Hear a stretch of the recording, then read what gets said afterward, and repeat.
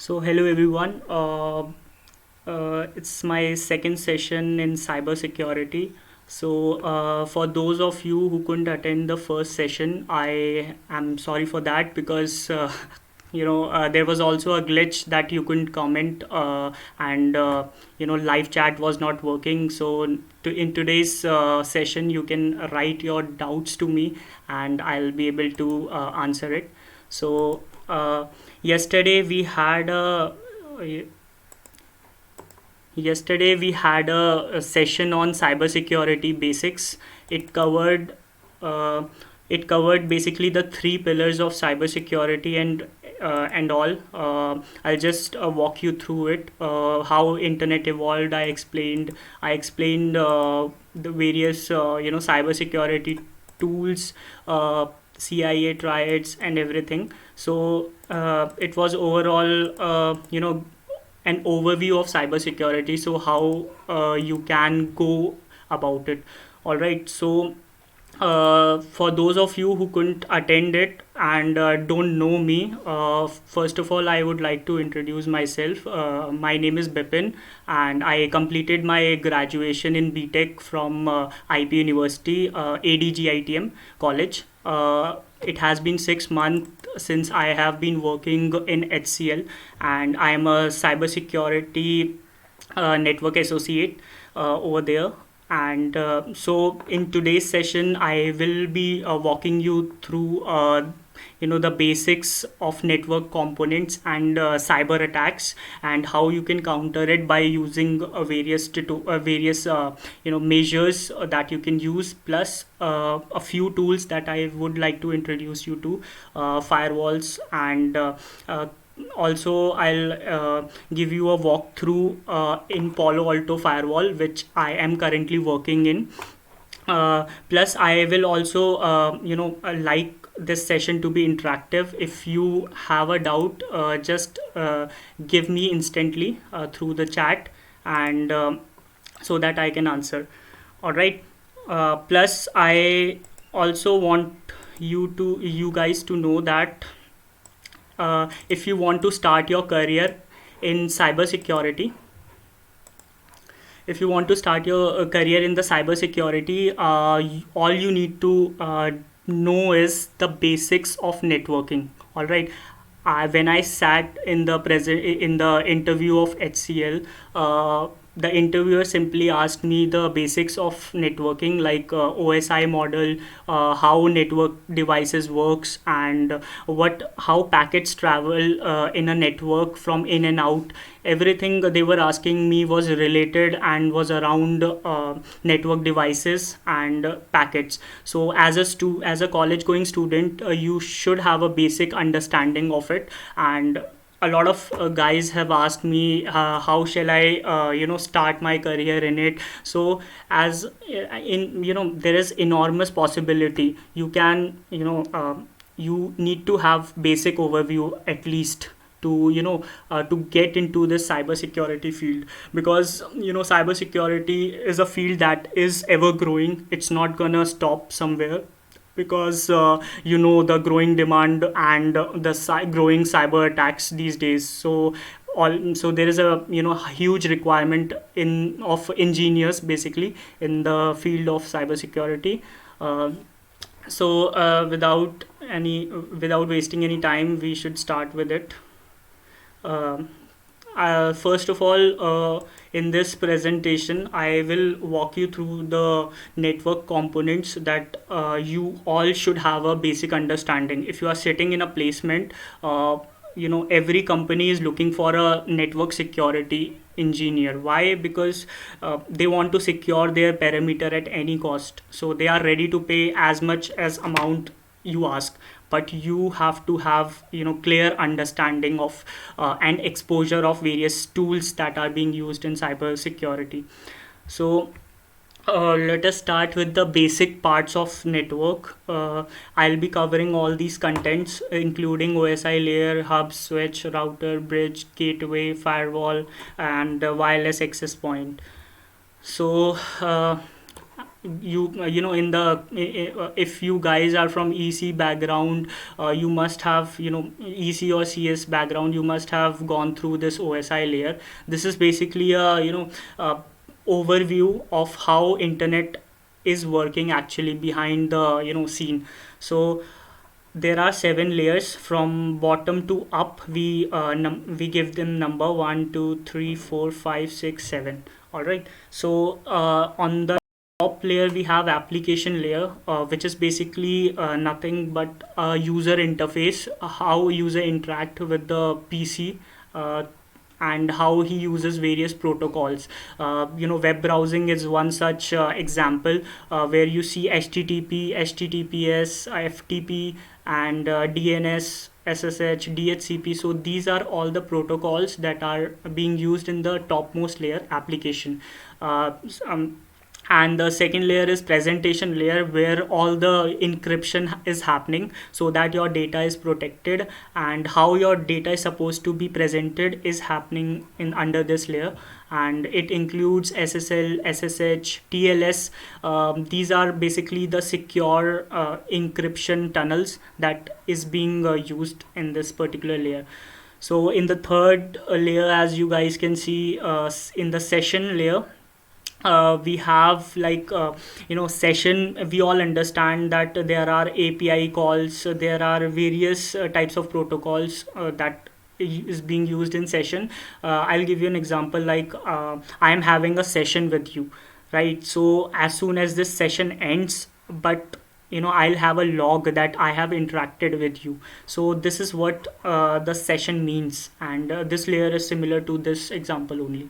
So in the next layer we have transport layer. Transport layer, it's basically where the protocols of like TCP and UDP is being kept. And the basic difference between TCP and UDP is simple. Like in TCP you have connection oriented and three-way handshake mechanism, where you have to have a connection in order to communicate with the other device.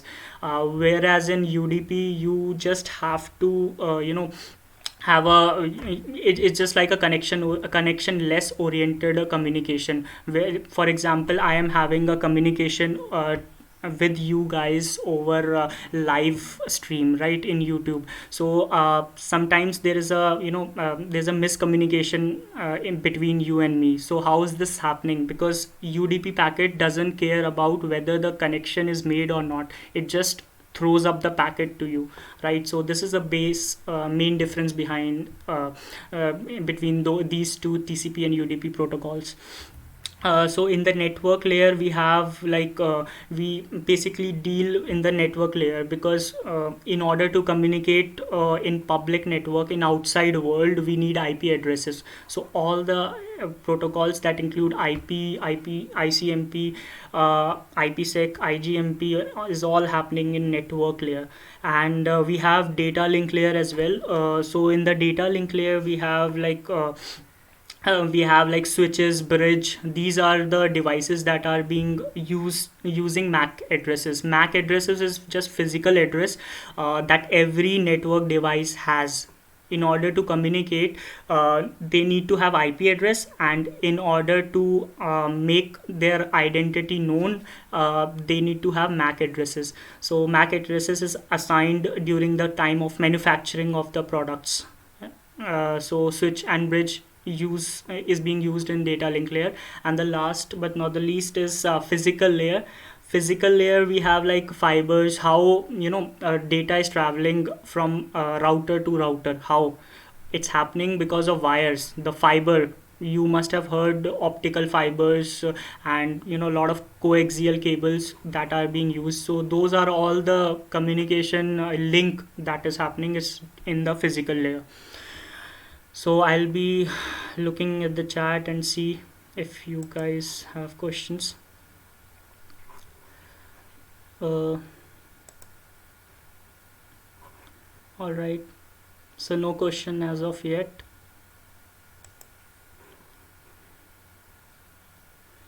So let's continue with our presentation.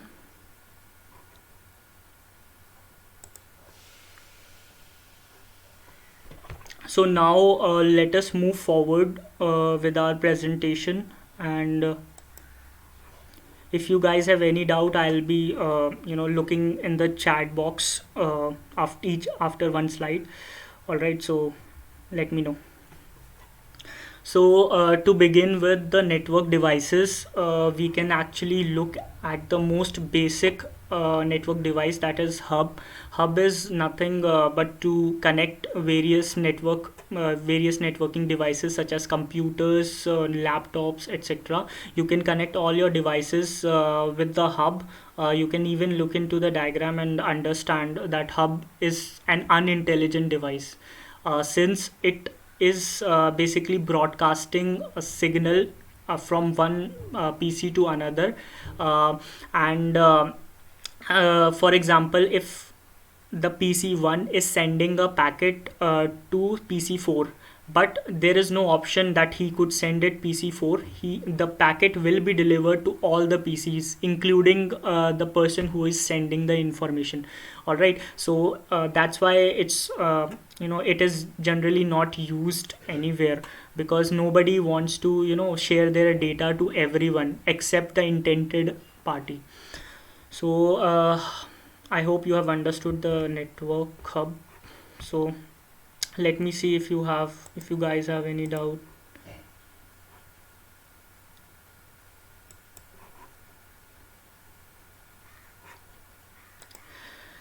So now let us move forward and to the switches. So the switches is basically a layer 2 device. It is a device which is used to connect again network devices like PCs, hard disks. You can connect your fax machine, laptops, TV, anything with it. But it is a smart and intelligent device, since whenever a sender wants to send some certain information to certain devices within the network, he can send it without broadcasting it to other network devices. All right, so that's why it is being used in most of the enterprises, and you even use it in your home as well. So, and this is what the functionality of switch is. Plus now we have bridge. So bridge is again a very important network device. What it does is, it first of all, it works in layer 2 and also in layer 3 sometimes, but it works mostly in layer 2, and it is used to combine 2 or more networks within the LAN, so into a single unit. So as you can see in the diagram, this bridge is connecting two networks within the LAN with each other, so that they can communicate. So this is the base of bridge, and plus it also uses MAC addresses. MAC addresses is very important. Layer 2 devices uses MAC addresses in order to communicate. So in the next slide we have routers, and it works in layer 3. All the you are able to communicate with the outside world. It's because of the routers, since routers has the capability to send an IP, internal IP to external IP, and this is how you surf over the internet with the use of router. And it is also called a device which connects multiple networks together, so you can connect your LAN with WAN through the means of routers. And now let us talk about the wireless access point. So wireless access point is like a hotspot, and it operates at IEEE 802.1 standards. And as you guys can see in this diagram, this is wireless access point. It has the same capability as your mobile hotspot is. So it's just like a hotspot that from where you can connect multiple Wi-Fi devices, and you can easily get to the internet. So gateway is another very important concept. Gateway is like a entry and exit point of a network. So in this diagram you can see that there is multiple PCs that is connected to a switch, and a web server is also connected to a switch, and then switch is connected to this router. You can put router in the gateway. Gateway is just a term, it's a concept, it's not a network device. It's an entry and exit point. It means this network entry and exit point, gate, from where the external IP addresses or external traffic can come in, is this gate. So our home routers, if we talk about our gateway, in our home we have routers, that is the gateway to internet.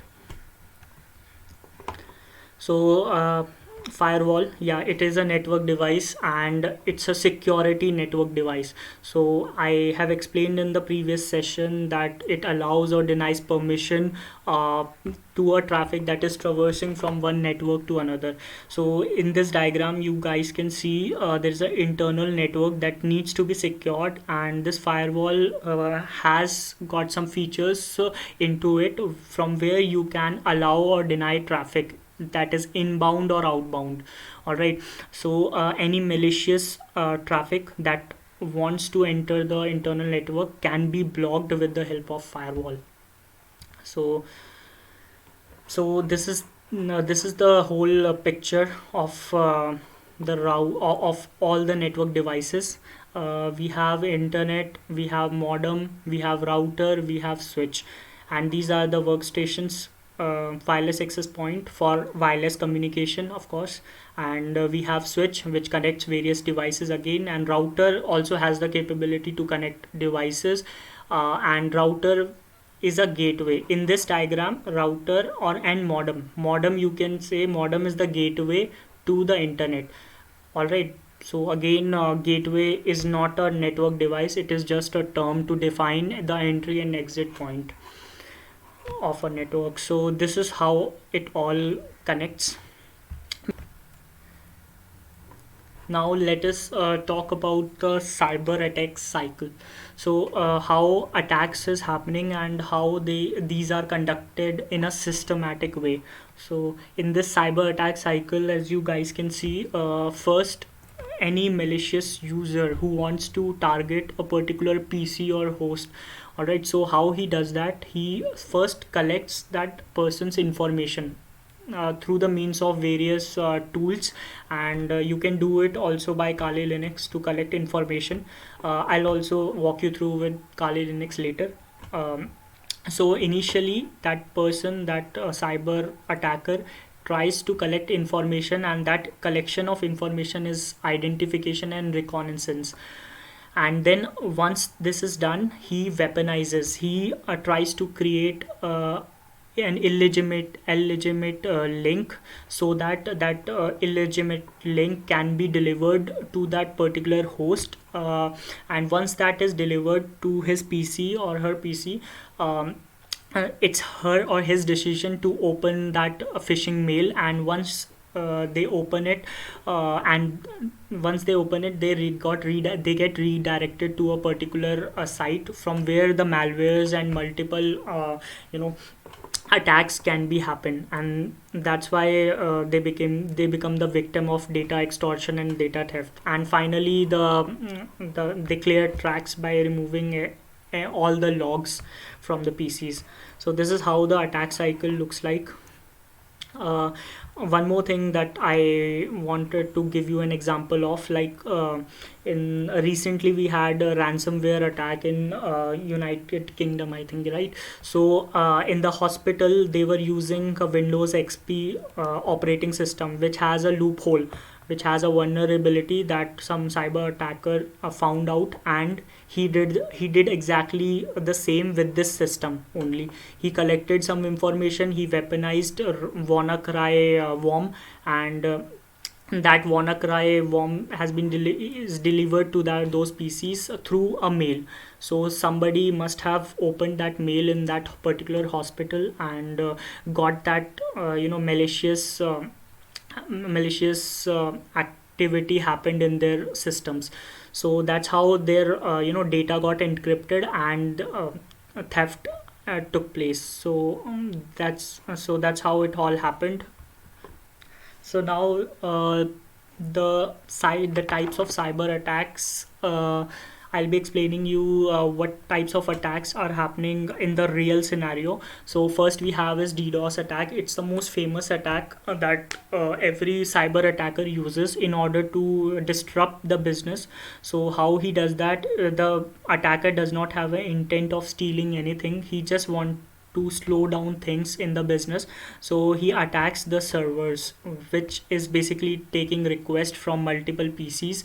So what this DDoS attacker does is he makes a lot of copies of a botnet and deliver it to multiple PCs, infecting them. And once those PCs around the world gets infected, he has the CLI command from where he push the button and make an n number of requests from multiple PCs around the world to a single server. And thereby server has its limitation of bandwidth, so it's not able to take multiple requests, so it slows down or shuts down. So that's how DDoS attacker taking advantage of this tool to hamper the business. Now let us talk about the man in the middle. It's a very simple concept. The attacker, two PCs are connected to each other. If they are not encrypted, of course they are vulnerable to man in the middle attack. If they are not encrypted, then anybody can spoof in between the connection and steals data, steals the exchange of data in between the you know in between the computers. So this is what the man in the middle attack. In the phishing attack, phishing is always via mail. So whenever you see a lot of junk mails that have links in it that you can earn that much, you can get a loan of 1 crore or so, or lakhs. So this is how these phishing attackers phishing people to actually click on that link. So once you click on that link, you are redirected to a page where your bank credentials, if you enter it, then bank credential or login credential of any account can be stolen. So this is how these attackers uses this technique. And now we have SQL injection. SQL injection is basically this is a complete overview how this cycle works. As you guys can see, the hackers basically finds the vulnerability in any site out there and inject some malicious SQL code into it. And once that's done, if that malicious code is executed, then it alters the information in the data, like it deletes it or modify it. So that's how this SQL injection is taking place. So let me see if you guys have some doubt. As I can see, Palak has some doubt between DOS and DDoS attack. So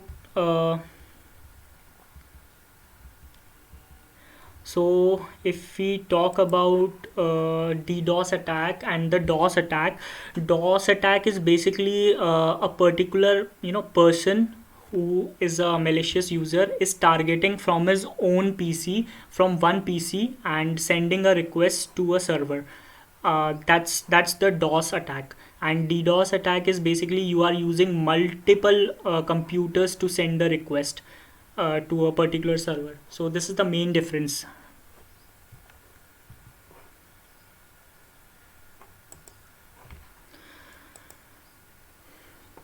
So now we have cross-site scripting. Cross-site scripting is just to extract the cookies from the websites. Like the attacker sends encrypted he injects some link to victim's computer, and once that victim clicks on that link and goes to a legitimate site, that legitimate site in that legitimate site, that code gets executed and the malicious activity happens. This and the attacker can get the information of the user that visited that website. So what he does is, he can extract bank credentials and any type of login or sensitive data of the user. So this is called cross-site scripting. And now we come to types of malware. So before going to that,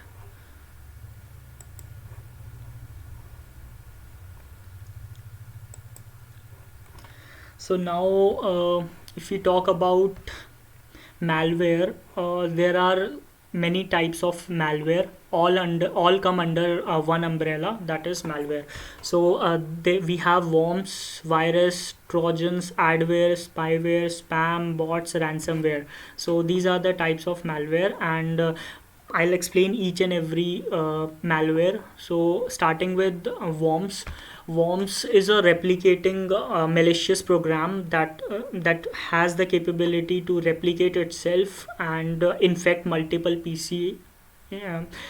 And we have virus. Virus is again a replicating program, but a virus attaches itself to a legitimate program first.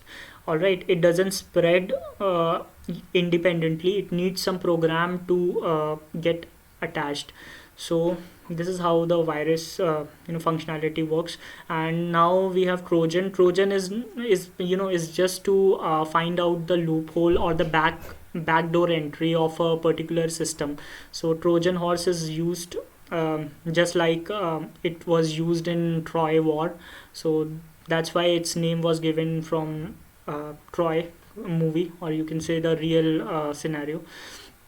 So adware is a lot of people are get angry from the ads that is popping up again and again. How this is happening? This is happening because of this adware malware. So this is the functionality of adware. Now let us talk about the spyware. So spyware is again a type of malicious malware, which basically is trying to spy on the activities of the user. And we have now spam is like a junk mail, which we all can see in our Google Gmail account as well.